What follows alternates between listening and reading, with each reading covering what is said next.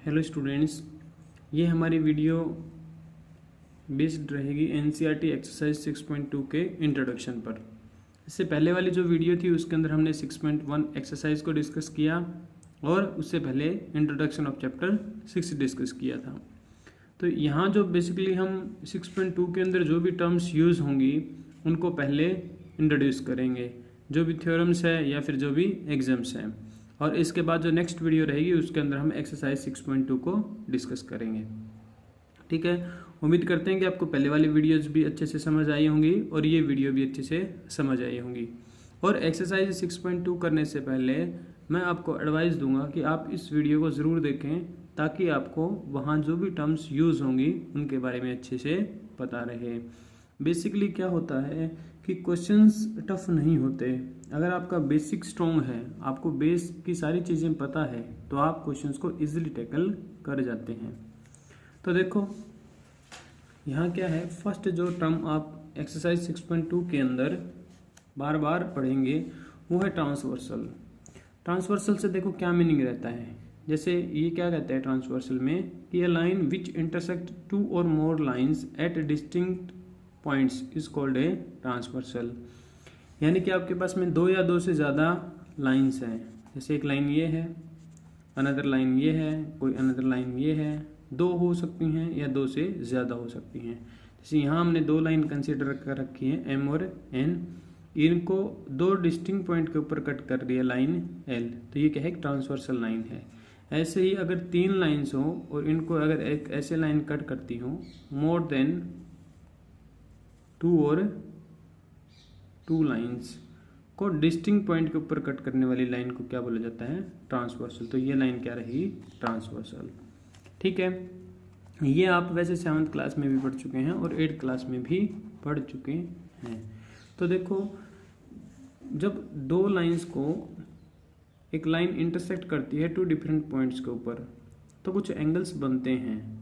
ठीक है, और इन एंगल्स के बारे में आप लोगों ने 8th क्लास में भी पढ़ा है और यहाँ हम लोग एक बार क्विक रिवीजन कर लेते हैं। ठीक है, जैसे हमने एक लाइन ये कंसिडर की, मान लो ये लाइन L है and this is your line M and this is your line N। तो ये ट्रांसवर्सल ने टू डिफरेंट पॉइंट्स के ऊपर कट किया। से this point is your P and this point is your Q। ठीक है, P और Q पॉइंट के ऊपर कट किया तो क्या कह रहा है, P पॉइंट पे भी 4 डिफरेंट एंगल्स बन रहे हैं और Q पॉइंट पे भी 4 डिफरेंट एंगल्स बन रहे हैं। इनकी नेमिंग कर दी हमने 1 2 3 4 5 6 7 8। ठीक है, इसमें देखो जो इन दोनों लाइन के बाहर की तरफ जो एंगल्स बने रहते हैं उनको बोला जाता है एक्सटीरियर एंगल्स। जैसे 1 2 7 और 8 को क्या बोलते हैं, एक्सटीरियर एंगल्स। जो अंदर की तरफ बने रहते हैं उनको बोलते हैं इंटीरियर एंगल्स। 3 4 5 6 इनको क्या बोला जाता है, इंटीरियर एंगल्स। ठीक है, फिर आपने इन एंगल्स के बारे में कुछ स्पेसिफिक नेम्स भी पढ़े थे। ठीक है, उनका भी एक बार रिवीजन कर लेते हैं कि जैसे फर्स्ट आता है कॉरस्पॉन्डिंग एंगल। कॉरस्पॉन्डिंग एंगल में क्या रहता है कि one interior and one exterior angle on the same side. ठीक है, one interior one exterior on same side of transversal. यानी कि ट्रांसवर्सल के सेम साइड में एक इंटीरियर हो और एक क्या हो, एक्सटीरियर हो।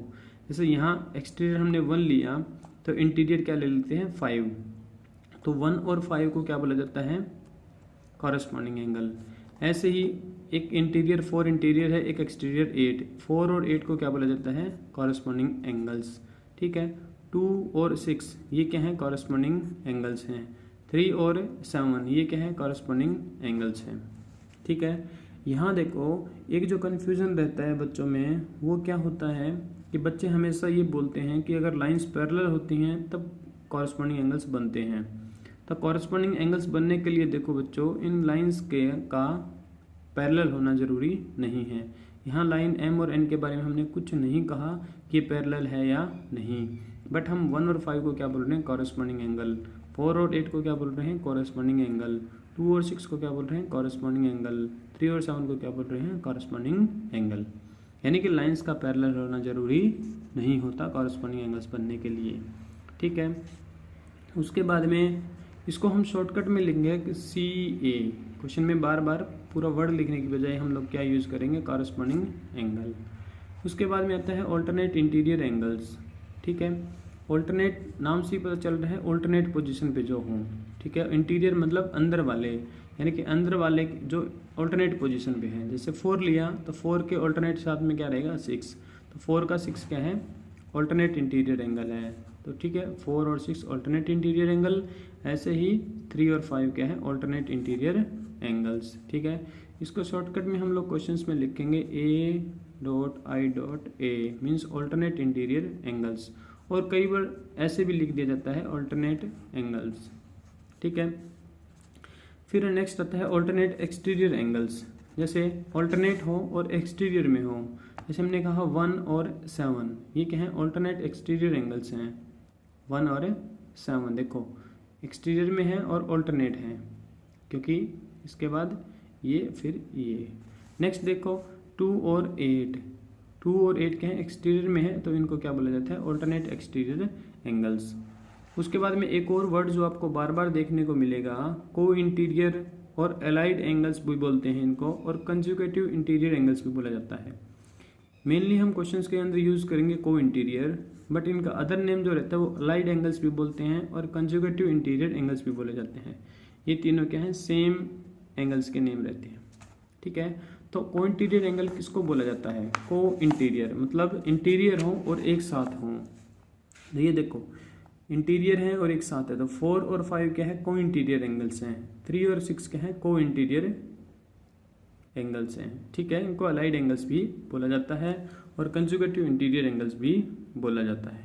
तो ये कुछ एंगल्स के बारे में डिस्कस किया और इनके डिफरेंट जो नेम्स हैं उनके बारे में हम लोगों ने डिस्कस किया। यहाँ जो इम्पोर्टेंट चीज़ मैंने आपको बताई ध्यान में रखने के लिए कि इन एंगल्स के नेम इस बात पे डिपेंड नहीं करते कि ये लाइंस पैरेलल है या नहीं। पैरेलल हैं तब भी ऐसे एंगल्स बनेंगे और उनके ये नाम रहेंगे, अगर पैरेलल नहीं है तो भी ऐसे एंगल्स जो बनेंगे उनके नाम यही रहेंगे। बच्चे इसमें कंफ्यूज रहते हैं कि ये पैरेलल लाइन होती है तभी कॉरस्पॉन्डिंग एंगल्स बनते हैं।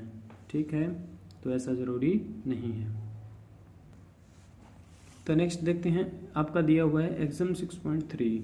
जैसा कि आप लोग यूक्लिड्स ज्योमेट्री के अंदर पढ़ चुके हैं कि एग्जाम क्या होते हैं, ऐसी स्टेटमेंट्स जिनका मैथमेटिक्स के अंदर कोई प्रूफ एस्टेब्लिश नहीं किया गया है बट उनको ट्रू माना गया है। तो यहाँ क्या कहता है, अगर कोई ट्रांसवर्सल है और वो दो पैरेलल लाइंस को इंटरसेक्ट करती है तो उनके कॉरस्पॉन्डिंग एंगल्स के जो पेयर रहेंगे वो क्या हो जाएंगे, इक्वल हो जाएंगे। ठीक है, तो ये देखो पैरेलल होते ही कॉरस्पॉन्डिंग एंगल्स क्या हो जाते हैं, इक्वल हो जाते हैं। यानी कि अगर आपके पास में दो लाइंस हैं और उसको एक ट्रांसवर्सल इंटरसेक्ट कर रही है, अगर ये लाइन m है और ये n है, अगर आपको ये गिवन हो m और n पैरेलल हैं तो इनके corresponding angle means these two angle are equal, ये वाले कॉरस्पॉन्डिंग एंगल भी इक्वल, ये वाले कॉरस्पॉन्डिंग इक्वल, ये वाले कॉरस्पॉन्डिंग एंगल इक्वल। ठीक है, जैसे कि अगर आपको ये कह दे कि this line m is parallel to n, ठीक है, m और n अगर पैरेलल हैं तो 1 और 5 क्या है कॉरस्पॉन्डिंग, तो ये दोनों क्या हो जाएंगे, इक्वल। मीन्स अगर ये 30 है तो ये भी क्या रहेगा, 30 रहेगा।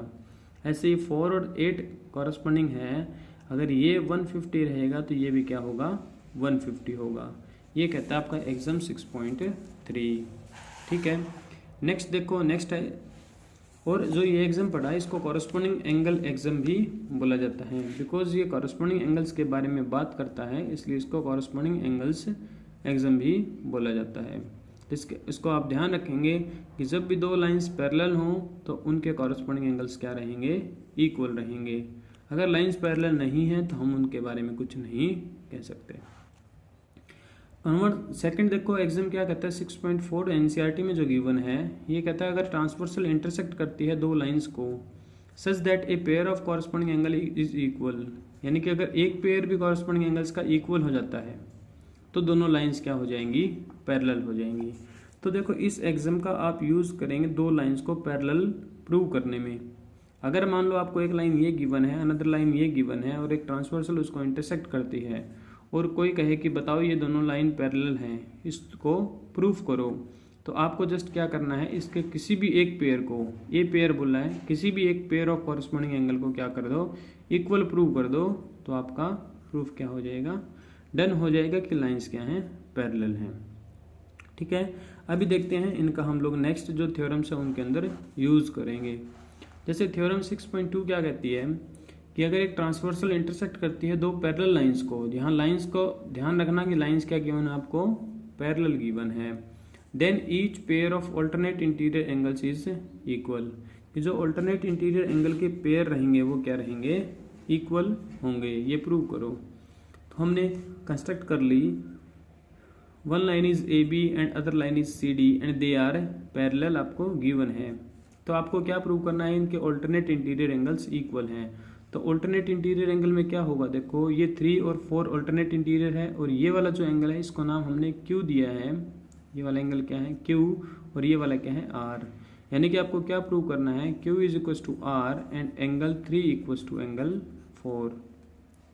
ठीक है, अब देखो हमें गिवन है कि line A B is parallel to C D. अगर ए बी और सी डी पैरेलल है तो एक टाइम के लिए हम लोग इस एंगल को 1 बोल देते हैं।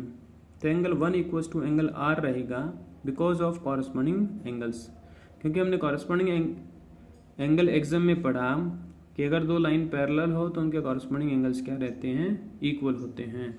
नेक्स्ट देखो मैंने कहा angle 1 equal to angle Q, ये वाला क्यू है, लिख मैंने यहाँ रखा है बट क्यू है कौन सा एंगल, ये है 1 इक्वल टू क्यू। देखो दो लाइन इंटरसेक्ट कर रही हैं तो ये क्या है, वर्टिकली अपोजिट एंगल्स हैं। तो 1 इक्वल टू क्यू, तो 1 आर के इक्वल और 1 क्यू के भी इक्वल है, means Q is equal to R. ये प्रूफ हो गया, Q is equal to R. Similarly आप प्रूव कर सकते हैं कि 3 इक्वल टू 4। ठीक है, यानी कि आज के बाद आप इस रिजल्ट को भी ध्यान में रखेंगे कि अगर दो लाइंस पैरेलल हैं तो उनके ऑल्टरनेट इंटीरियर एंगल्स क्या रहेंगे, इक्वल होंगे। तो बच्चों ये था आपका थ्योरम 6.2। तो ये सारी ही थ्योरम्स जो हम लोग यहाँ डिस्कस कर रहे हैं ये क्या है, मोस्ट इंपॉर्टेंट है, एग्जाम्स भी इंपॉर्टेंट है, थ्योरम्स भी इंपॉर्टेंट है।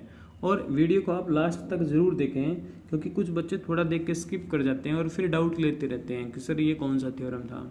तो बच्चों पूरा वीडियो को देखा करो ताकि आपको पता चले कि एट द एंड में क्या किया गया है, क्या इंपॉर्टेंट कहाँ है, कौन कौन सा थ्योरम हम इस वीडियो के अंदर पढ़ चुके हैं। ठीक है, आपको रिवीजन में भी हेल्प देगा ये चीज़ें। नेक्स्ट जो थ्योरम हमारी एनसीईआरटी में गिवन है वो क्या है, कन्वर्स ऑफ थ्योरम 6.2। देखो बच्चों इन चीज़ों को आप लोग ना 8th क्लास में खूब यूज़ करते रहे हैं कि ऑल्टरनेट इंटीरियर एंगल्स इक्वल होते हैं, लेकिन यहाँ हम लोग क्या कर रहे हैं, उसको डिटेल में उसका बेस स्ट्रॉन्ग कर रहे हैं। तो देखो बच्चों इसका कन्वर्स क्या कहते हैं कि अगर एक ट्रांसवर्सल इंटरसेक्ट करती है दो लाइंस को such that a pair of alternate interior angles is equal, यानी कि अगर एक pair of alternate interior equal है तो दोनों लाइंस क्या हो जाएंगी, पैरेलल हो जाएंगी। यानी कि इस रिजल्ट का आप कैसे यूज़ करेंगे, अगर आपको कोई भी दो लाइंस को पैरेलल प्रूव करना हो तो आप क्या करो, उनके ऑल्टरनेट इंटीरियर एंगल्स को इक्वल प्रूव कर दो। ठीक है, जैसे हमने यहाँ दो लाइन कंसीडर की A B C D and there is a transversal L which intersect this two lines at two different points. आपको क्या गिवन है कि ऑल्टरनेट इंटीरियर एंगल्स का वन पेयर क्या है, इक्वल है। तो इसको मैंने एंगल 1 बोला, इसको 2 बोला, और 1 इक्वल्स टू 2 मान लेते हैं क्योंकि 1 और 2 क्या है, ऑल्टरनेट इंटीरियर एंगल्स हैं। हमें प्रूव करना है कि A B is parallel to C D. तो दो लाइंस को पैरेलल प्रूव करने के लिए हम क्या करते हैं, या तो उनके कॉरस्पॉन्डिंग एंगल्स इक्वल प्रूव कर दो, ठीक है, तो दोनों लाइंस क्या हो जाएंगी, पैरेलल हो जाएंगी, जो हमने एग्जाम पढ़ा था 6 कौन सा एग्जाम पढ़ा था हमने, एग्जाम नंबर 6.4। ठीक है, तो यहाँ देखो 1 और 2 इक्वल्स गिवन है because they are alternate interior angle.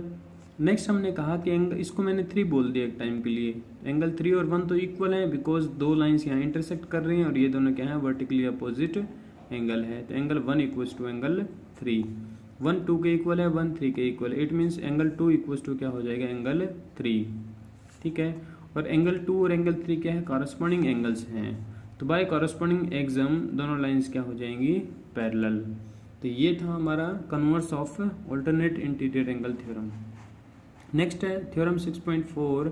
ये क्या कहती है, if a transversal intersect two parallel lines then each pair of interior angle on the same side of the transversal is supplementary.